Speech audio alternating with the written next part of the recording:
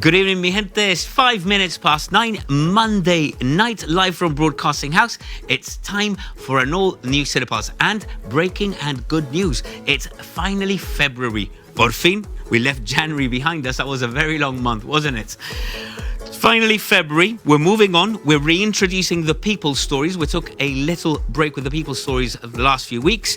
Tonight, we're going to be introducing the People Stories segment. We've got quite the story tonight.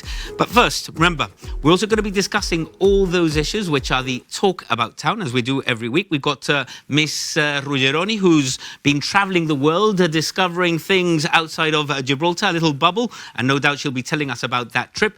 And we've got Mr. Cardona, fresh of Jeb Talks. For those of you who did not go to Jeb Talks this weekend, ya lo podéis ver porque vamos a poner un video and Mr. Cardona on Saturday. They're going to be discussing those issues which are the talk about town. And as always, we need you to help us make the programme. Send your community issues to cinepulse@gbc.gi. We've already started receiving emails. We also had emails coming in over the weekend. A big thank you for that. Keep them coming in. We'll discuss them in about half an hour's time. cinepulse@gbc.gi. And you can also keep the conversation going using the hashtag GBC Cinepulse. And now we're going to move on to the People Stories segment, and a bit of a difficult one because it's quite the story. It's a difficult story. It's a harrowing story. Good evening to our guest, Claire Perry-Lawrence. No doubt many of our viewers will know you, will recognise you. You've been on GBC before. Yeah. We had you on The Hub all those years ago. You've been in Gibraltar now for close to 20 years. Yeah. You run your restaurants and coffee shop down on Main Street and in Casemates and Little Rock. Yeah. Many people will recognise you. And Claire, I only heard about the experience months after. A big thank you for being here and sharing that your story with us, because I know it's not easy. No. And in retelling, you're also going to be reliving what is no doubt an awful, awful experience. So, big breath, tranquilo, ¿vale? We'll talk things tranquilito. Claire, first and foremost, guapísima, you're looking gorgeous, you're looking great. Thank you so much. How are you feeling? I feel fabulous. Yeah, I feel great. Because not so long ago, you weren't feeling great. No, I wasn't feeling great. The last year and a half, I would say has been the worst year and a half of my life. The worst half. But I'm sort of coming out of it now. Obviously, I was in a coma for 8 days and was very ill. And then I lost my dad sort of 3 months after. So it's been a hard couple of years, but I'm getting there. Yeah. You tell us you were in a coma. We told the viewers there when we linked up to news, cosmetic treatment gone wrong. Well, what sort of treatment, Claire?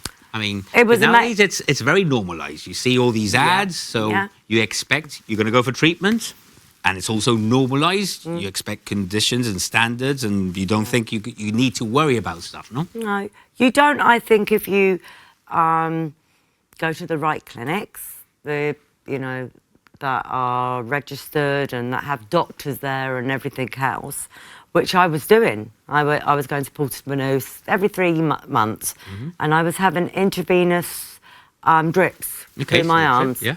And it used to take 2.5 hours. And this is like anti-aging. It's wellness. It's for wellness. I mean, like for going when your hormones, when you're changing off your hormones, to give you energy. Yeah. Just everything. Overall wellness. Yeah, the doctor was amazing there. So every time I had a drip, first you have all your bloods done, and they test all your bloods, and then they send this thing off to a Dutch company, and it comes back, and so it's very like the thorough analysis. Yeah, amazing. The doctor was amazing that had studied it for years. Obviously, the nurse used to put the intravenous drips in, and then every time, whatever drip I was having, they would. He would get me a book. He had a massive books, all these books, and he would go, "This is why we're giving you this and that." And honestly, for the 2 years, I felt fantastic. I felt amazing. They looked after you. They explained things. Everything. It was wonderful. You're always too busy in your life to take time out. So it was this day that I'd go over to Spain with my mum and dad. we'd go there. They put a little thing in for addiction as well, because I obviously love my food, and my dad loved feeding me. And then we would come out, and there'd be a lovely little Chinese restaurant. So I'd come out after spending all this money on this trip, and we'd sit down and we'd have this most fantastic Chinese meal, and then I'd go back and start getting healthy again and that. So I really was in probably the healthiest place I'd been mentally and emotionally, and I was going to, the full moon and on the beach, and all the I was just, it was great. Anybody who knows you knows you've worked very long hours, 7 days hard. a week for a very long time as well, no? Happy, love life, and love everybody in it. So anyway, this particular time, the nurse rang me direct, and she said, "Look, Claire, the clinic's it's shutting. I'm not going to do it anymore, but I can come over, and I can do it for you at your house." And I thought, wow, that'll take half a day off my thing. I can go have it done and go straight into work, always trying to cut corners, You're always too busy, aren't you, in life? Yeah. So I went, yeah, okay, fine. So she arranged to come over and see me, and I was having it done in my mum and dad's house. And she got caught in the border queue. And it was obviously lots of different bottles, and I don't know, it was a hot day. It was July. High temperatures. Yeah. And she rang me, she said, "The queue's massive, but I'll be there shortly." Anyway, she finally came, and I've had it done like every 3 months for 2 years, so it was just like a normal thing for me. So she did it, did the drip, but it went in a lot quicker. I have to say, the bottles were slightly different, and it went in a lot quicker. Because it normally takes 2.5 hours. 2.5 hours, Sometimes I'd go, turn it up faster, because a lot of people can't take it hurts more, but I was a bit faster.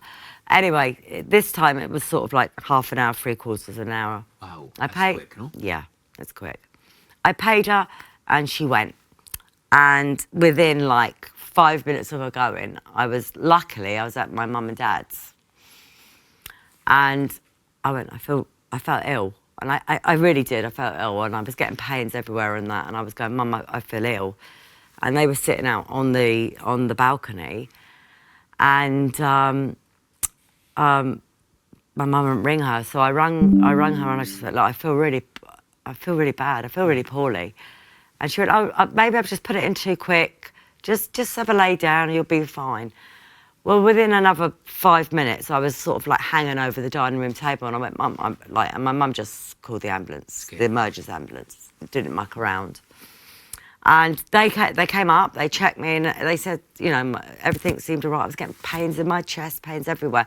Everything seemed all right, but because I wasn't right, and they could see I wasn't right. They said, we'll take you in anyway. After my dad had let them choose their chocolates and what drinks they wanted out of the fridge as I was hanging on the side. Bless him, as he always used to do, feed everybody. Anyway, so I went to the hospital. My brother came with me, and they put me in the not so important side. And within, not so urgent, no? Yeah, not so urgent, but yeah, we're all important, but not so. And within, I don't know, 10 minutes, I was in the other side. 6 doctors around me. My bloods had been taken. I was very ill. Had all these different things. They had me on drips. They had me on antibiotics. They had me on, I remember all that. That's what space of time as well. Yeah, I remember all that, and I remember I knew I wasn't well, and I remember saying to my brother, I was sort of like, "God, am I going to be all right?" And I just said, "Promise me you'll look after Emily." You don't say things like that. And I went, "Promise me you'll look after..." Emily's your daughter? My daughter, Emily. "Just promise me you'll look after Emily." And he did, and he said, "Don't be silly, don't be silly." And if I may, it got to the point where you said that, "Look after my daughter." When you say you're feeling unwell... I was feeling... Pain, or just generally... I just felt like, this isn't good. Mm-hmm. And that's how I felt. So they took me straight up to the ICU. ICU, yeah. And I even remember seeing the security guard on the way and waving to him. And then after that, it is a bit of a blur. Sometimes I can remember things and I can't. And that was on the Thursday. And I was sort of in and out of conscious. And I'm so nosy, I was sort of like, you know, could see things going on. Yeah, but I was ill. And my body started to shut down, my lungs and my organs. And I had sepsis. I literally had got sepsis. It went 0 to 100 within. If I'd have been living in any other country in the world, I wouldn't be sitting here today telling you my story. But I'm blessed that I live in Gibraltar and we have the most fantastic GHA and we have the most fantastic health service, I think. And I think, like, you know, sometimes people don't realise just how blessed we are, because I see it quite like as a private hospital, how it used to be years ago in the UK. Anyway, apparently, because at this time I was going in and out of conscience, the doctor that was in charge of me, or the consultant or whatever, he had said to me, Claire, I'm taking this out of your hands now, because before they had been talking to me, even though I probably didn't remember a lot of it. Yeah, but they were involving you to a degree, no? Yeah, which they do. They tell you everything. He said, I'm taking this decision out of your hands now and we're going to have to put you into a reduced coma, which was pretty serious. Doing that as well? No, I can't remember that. And so they did. And it was a massive risk. And I remember my mum and dad saying to me, you know, a bit of time after, it was the worst 8 days of their life. And you know, and it was an up and down for the 8 days.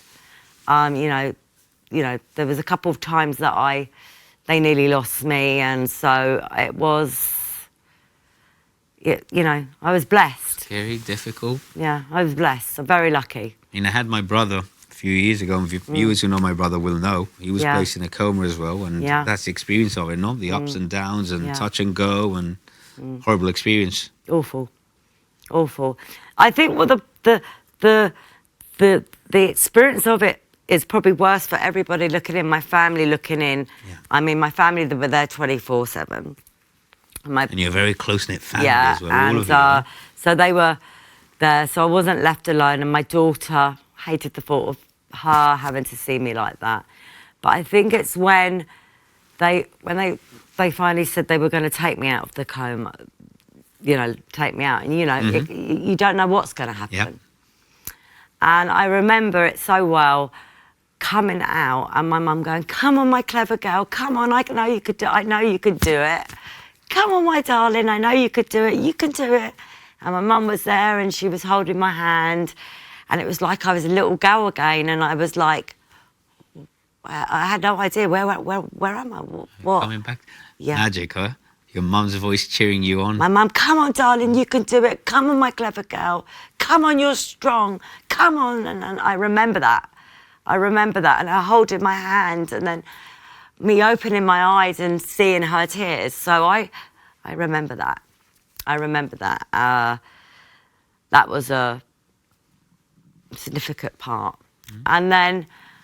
and Claire, do you remember moments from the coma? I mean, people who are normally in a coma, they do remember things. I know my brother does remember things. I remember things. I remember this fantastic nurse. I remember her cleaning my teeth really well. I thought I was like, it's really hard to put together when you come out, because you've been on such strong medication that your head is really like, you know, I thought I'd been to Mars, and like, you know, I remember like this, like, it's so strong. Like, I always thought that, when my time was up, there'd be like this light, and there'd be like these stairs, and like angels would be flying next to me, and that wasn't the case. I remember it was quite a frightening thing. And it was like hands trying to take me, and hands trying to take me. And the voices going, he's just too strong. And my dad pulling me out of these hands. And I remember that. in that. That is something that is really, really... And I said to my dad when I came out, you saved my life, Dad. You saved my life. And people might go, she's crazy. Because I am crazy, I know. He saved my life. And I, for sure, there was someone there, or there was someone protecting me on behalf of him.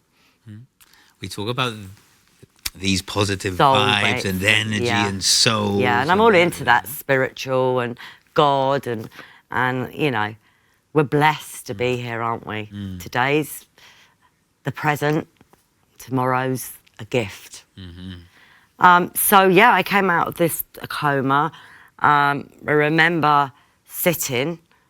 I couldn't move anything. I couldn't speak because You had the tubes down. Yeah, and I remember my daughter sitting there, like, looking at me, holding my hand, and I've just gone, I just wanted her to go. I didn't want her to be there. I didn't want her to see me like that. You know, it must have been so traumatising for her. So traumatising. I remember my dad, he hated hospitals, so he didn't come and he couldn't bear to see me like that. But he was buying, like, great big chocolate gâteaux and scones and chocolates and sweets and taking, like, getting my brother to take bags of sweets in and to fill the nurses every day. And they, you know, I could sort of hear them, like, when I was awake, them going, oh, we're putting on so much weight with all these cream cakes and everything. But yeah, it was a hard time, and you know what the most thing about it all was, you know, everyone, when you're getting better, when you get better, come on, when you get better, you're gonna do whatever you want. And all I wanted to do was get home and be with my daughter. And I just wanted, because I live on the 6th floor and my parents live on the 12th floor. And every morning I'd get up and I'd go up and I'd go and I'd sit and I'd have a cup of tea with my mum and my dad. And my dad would crack these jokes and I'm like laughing and that's all I wanted. That's all you wanted, yeah? See, materialistic things, money and everything else, it's nothing. It's nothing. Simple things. The simple things in life that you... Most valuable things. Yeah. Claire, when you came out of the coma, there's a journey to recovery as well. Yeah. Wow, that was hard. Because I went into this coma being like probably the healthiest and fittest I'd been, because I was really in a good place. I was walking the rock and everything else. And coming back the sickest you've been. You couldn't move. You lose all your muscles. Yeah. You can't speak. I mean, it was really hard to speak. I mean, it was awful. I was in a catheter. You know, it was terrible. I couldn't even move my arms or anything. So it was like I was in there 3.5 weeks, 3 weeks, 3.5 weeks, I think. It was at the time that the fair was on, the Linear Fair, because I remember the staff coming in and talking about how they were all going to the fair. By that time, I could talk. Your head is really, because it's really, really strong stuff when they put you into this reduced coma. It's really powerful stuff. So your head's not, you know. I mean, I remember one time my daughter coming in. Bless her. She's so opposite to me. She's so like, I'm the crazy one, and she's the normal, should I say? And I'm going to... She's a good girl, I know. She's great, a good girl, she's fantastic, and I'm blessed to have her. And I remember saying to her, tell him to go away. And she was going, who, Mum? And I was in a room, and I went, him. Can't you see him? And she was going, there's no one there. And I went, there is, Ma. I went, there is Emily. It's Charlie Chaplin. I said, but he's wearing colour. He's not even in black and white. Wow. And my daughter's face is like, I think she went straight to the nurse and went, wow, is she gonna be like this forever? Because, like, you know, if I'd have been like it forever, I wouldn't have known no different. But she was like, wow, I was crazy enough as it was without that as well. Wow. And my mum and my family were there all the time. And then the physio came, and you know, I couldn't even get out of a chair. Wow. He's someone like you as well, because anyone who knows you, you're very energetic. Yeah. You're always bright and you're always smiling. Yeah. You've got this energy about you, Yeah. anyone who knows you, know? Well, the thing about it is, I always thought to myself, if I landed in a jungle, you know how you hear about these people's in this plane and self-preservation and that, I was like, I'd never, ever survive it, because I never got this self-preservation. You know, it's hard enough for me to get to the gym every day, you know. I can't, you know, I've got no willpower. Someone puts a chocolate eclair in front of me, I'm going to eat it. So I couldn't even diet. So, you know, but I get it now, because when you're in that stage of you either swim or you sink, something changes in you, and this fight comes in you and, like, makes you, you're going to do it. I mean, when I left hospital, I was on a Zimmerframe. I couldn't walk, hardly walk. You know, I was in a wheelchair. I went back to my mum's house for a day, because I just wanted to get back into my bed, just at home. I stayed with my mum and dad. My brother stayed. Then my sister came over. Went back to my house. But when I went to the toilet, I could walk there with a Zimmerframe, but I was very dodgy, you know. This was after a thing, and then I couldn't get off the toilet. So, like, my mum would have to come in with my dad or my brother, and it was, you know, it was awful, you know. You take such granted of you just being able to stand, just being able to, you know, you don't realise how lucky we are just every day just to jump out of bed. But I was so determined. So, like, when I used to get to the toilet and down, and in the end, I'd feel myself, like, forcing myself, and literally, the fight in me, and then then I did it, and it was like, it was like passing my driving test again or something. And then I would sit in the sofa, and then I couldn't get out of the sofa, and people would want to help me. I'd go, don't touch me. And I would be like, and I'd sort of like pushing yourself, no? Yeah. And that's what happened. And I just got very, like, not usually the Claire I know, like the easy go, whatever, and that. It was like that fight. And I remember the physio coming out a week after I'd been at home, and I was walking everywhere. I was doing things. And he said he'd never seen anybody so quickly, after being in a coma for 8 days, be doing what I was doing. Yeah. I mean, on the third day of me being back in my house, my sister was asleep in bed with me, and I got out of bed in my pyjamas. I put my trainers on and I'd done them up. Got my Zimmerframe, and I sneaked out, and I should never have done it, because, like, you know, I wasn't sturdy enough. 3 days after that. Yeah. At home, and like, and I went out my front door, went to the lift, got the lift up to my mum and dad's, got the key. I couldn't open it. It's like it was so weak, and I opened the key, and I let myself in, and I walked in, and they were in bed. I went to the kitchen, and I made them. It was so hard. Like, it was like a cup of tea, and my dad liked coffee in the morning. And without my Zimmerframe, I sort of walked and took it into the bedroom, and I went, Mum. And you could just see the tears in her eyes. Oh, wow. And Dad, and he just went, Clara.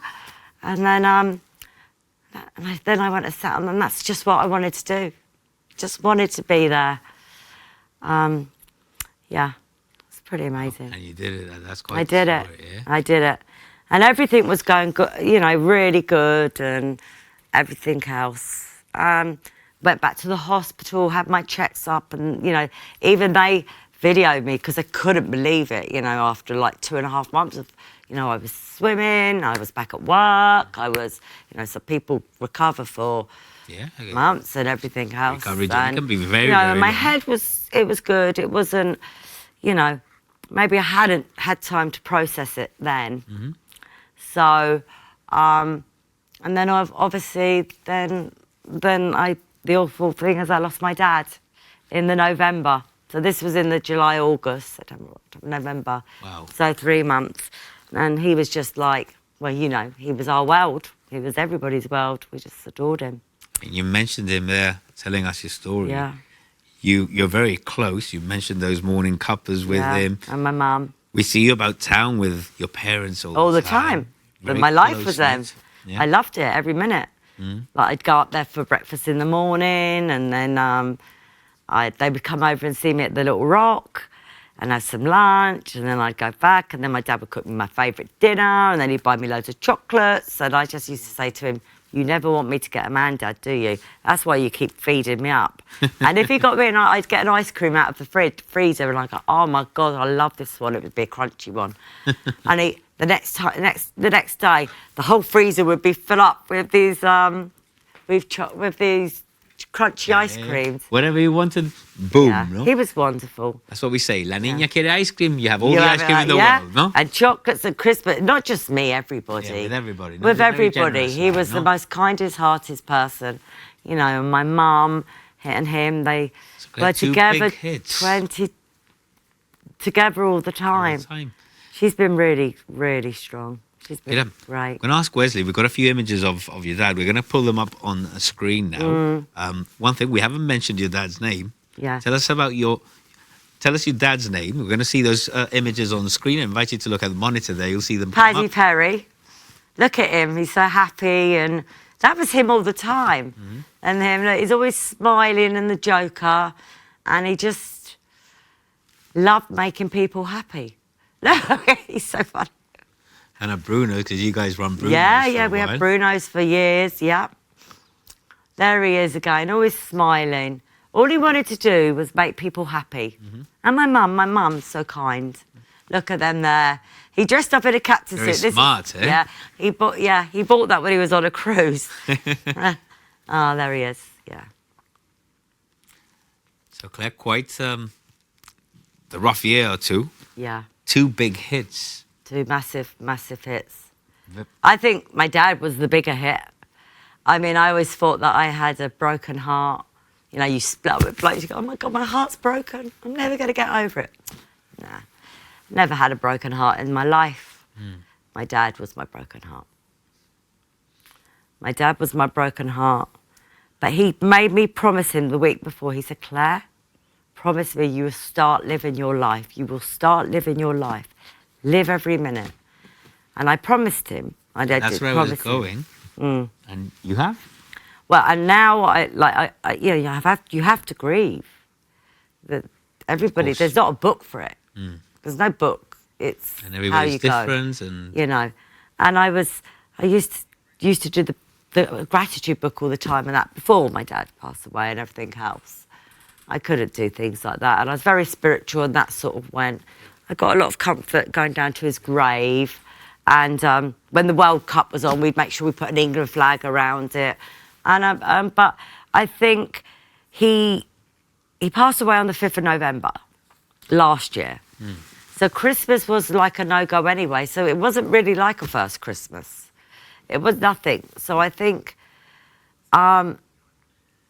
it's sort of been an up and down, a heartbreaking roller coaster ride, but it's the thing is, Kevin, when you love somebody so much and you're loved back so much, unfortunately, you get the pain that goes with it when you lose that person. You know, my mum has been so brave, and you know, we've been really, really, we've had each other. My daughter's been amazing, and you know, got my nephews, and it's been very, very, very hard. But you know, he wouldn't have wanted us to be sad. He would have wanted us to carry on living. He would have wanted us to laugh again. I mean, I don't think I laughed for months. I thought I never would laugh again.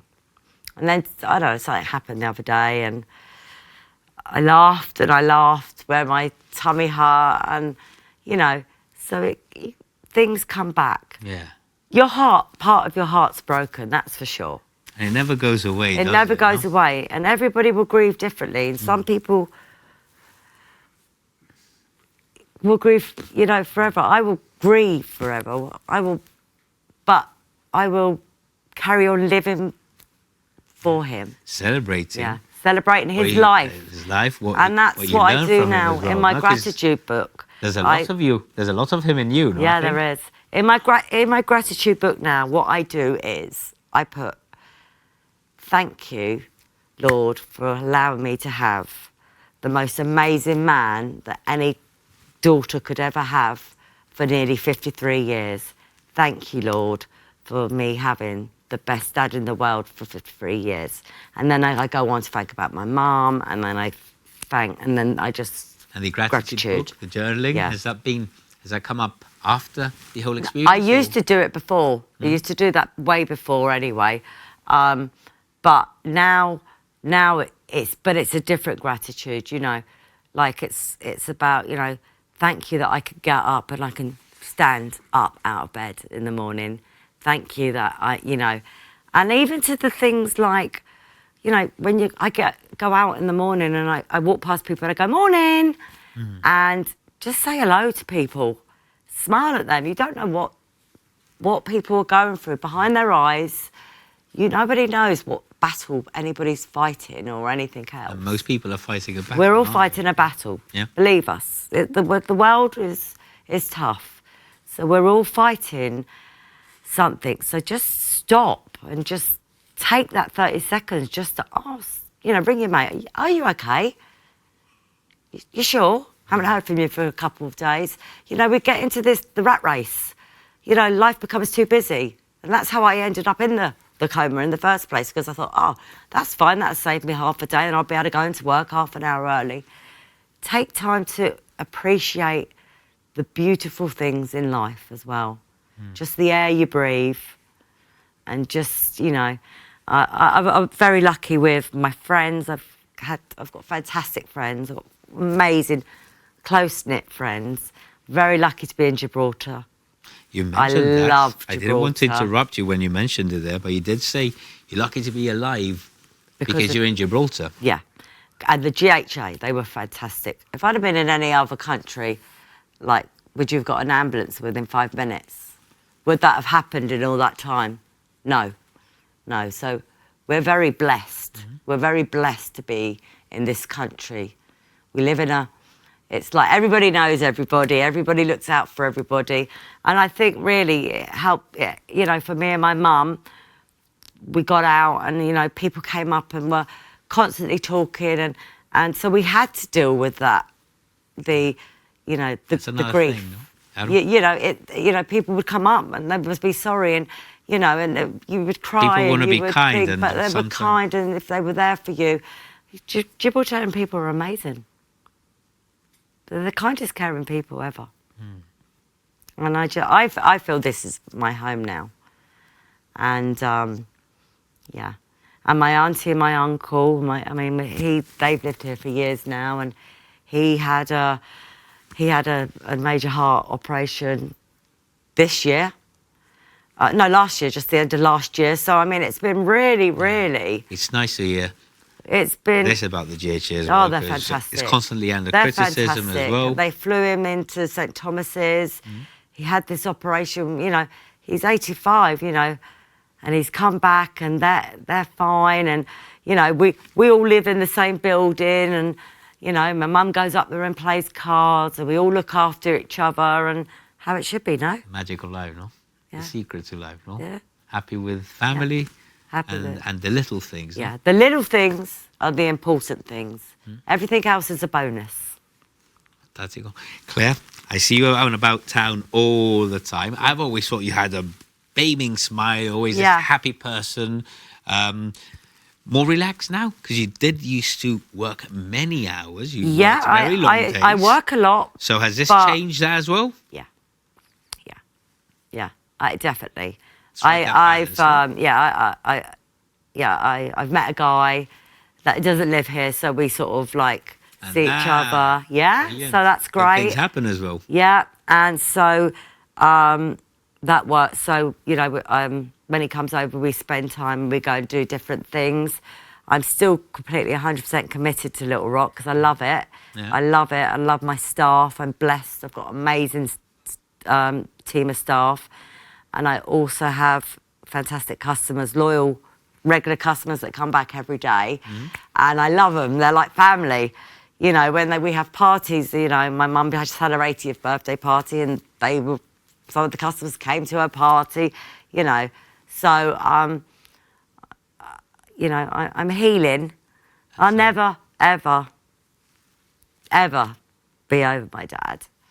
And the coma, maybe, you know, I sort of, you know, because they say you get postnatal, what is it? Whatever the trauma is. Yeah. Maybe that went through the stages, or maybe I'll get that, who knows. But, you know, 2025 is a year, you know, I look up. It's going to be your year. Yeah, my This dad, is gonna be your year. I hear him talking to me all the time. Like, his words mean so much. When he used to say something to me before, because he never used to row, and he used to say to me, Claire, if you know someone's an idiot, you don't have to tell them. And he used to say, if you say nothing, they can't argue with you. And I used to go, yeah, Dad, I know, yeah. Brilliant. But now I listen. Now I hear him a lot. His words take greater meaning now. Everything. Yeah. Everything. Yeah. You just appreciate how lucky I was to have such a wonderful father, and how lucky I was to get nearly 53 years with him, and that I moved over here and I was blessed to have those. I think it's not 20. I think it's about 16, 17 years of that time with them living, you know. So, and now my mum, we do things together, and, you know. A big hello to your mum who's hi Mum, watching. wherever you are. You did say you want to say hello to a few people. Oh yeah, I want to say hello to... Don't be shy. my Auntie Carol and Uncle John, because you're always so wonderful to me, and my Uncle John, he's doing absolutely fabulous.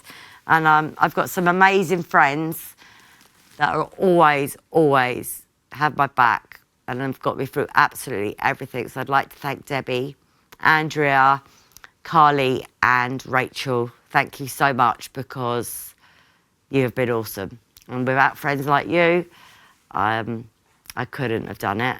And also my mum. My mum, you're amazing and I adore you. And my daughter's going to kill me, but Emily, you've been my rock. And I'm so proud of you, and I cannot thank you enough for keeping me up, holding me up when it should have been me with you. So thank you, darling. Raised her well. Yeah. Claire, I must say a big thank you, because it's a difficult story. Yeah. It's a very difficult story. Un besito. A big thank you. You're 'cause welcome. I did pester you a bit, because I felt the messages as well. Yeah. I mean, this is a very normal thing. Yeah. You go in for treatment. Yeah. You see the Just make sure advertising. you check. Make sure you check. You know, I knew this clinic I went to was right, but obviously it was wrong for the nurse to come over. Yeah. So these things can really help you. Yeah. You know, especially when you're going through, the menopause and things, and lots of different things. Of course, there's positives And to it. depression, and there's so many things. They can help you. They're amazing. But unfortunately, I will never do it again, because I don't know if my body would have I wouldn't do it. experience Yeah, after you that, know. But just make sure you do your investigating on these things, and double check. Double check everything. Well, Claire, thank you very much for sharing your story. It's been a You say pleasure. It's a difficult one. You say you've got amazing friends. We've also got amazing friends on this show. Yeah. We've got Mr. Cardona and Michelle Ruggeroni, Yeah. the Rouge. They're our regulars. I'm going Yeah. to call them on set now. They've been listening behind the cameras. Hi. Guys, good evening. Hi. Welcome back to the show. Good evening. Good evening. You've heard that story.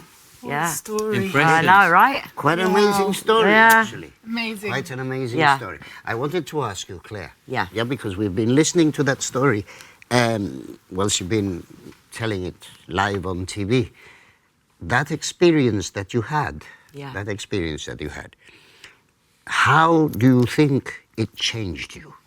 It changed me in realising that you only get one life, and as so every minute is important, and also make sure you tell people you love them. Make sure you just that little bit of extra time. Help that little old lady cross that road. You know, make time to stop and just check in on people. Yeah. You know, Just be kind, just no? say hi, be kind. Yeah. Be Important kind, message. be nice. Important message. What a life lesson, no, Claire? A life lesson, but I've grown from that. You know, I've grown from the coma, and obviously losing my dad is the biggest lesson I've ever had in my life. And just how lucky I was.